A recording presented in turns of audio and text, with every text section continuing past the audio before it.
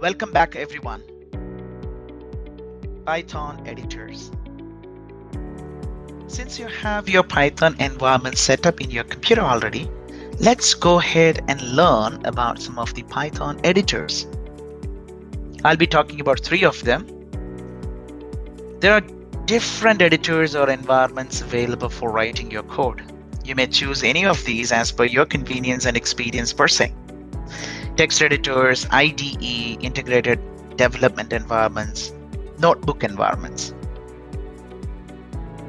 As I said, your Python editor could be as simple as a text editor like a Notepad, popular editors like Atom or Sublime Text.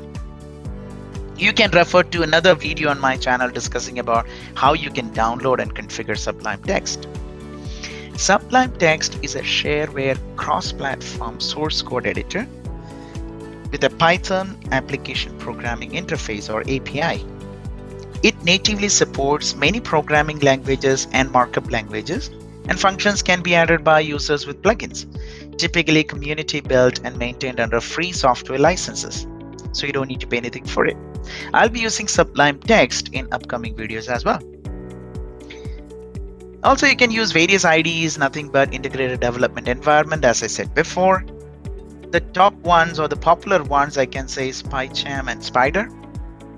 An integrated development environment, IDE, is a software application that provides comprehensive facilities to computer programmers for software development. An IDE normally consists of at least a source code editor, build automation tools, and a debugger. Now, talking about another popular one is the notebook environment. Since you're learning Python for the very first time, notebook environment will be a best choice. Jupyter Notebook is an open source web-based application which allows you to create and share documents containing live code, equations, visualization, and narrative text. You have this Jupyter Notebook already installed in your Anaconda package, which we have completed in the previous session. All you need to do now is just launch it from the Anaconda Navigator page. That's it. We go with more details on the Jupyter Notebook in the coming videos as we start using it to type your Python codes.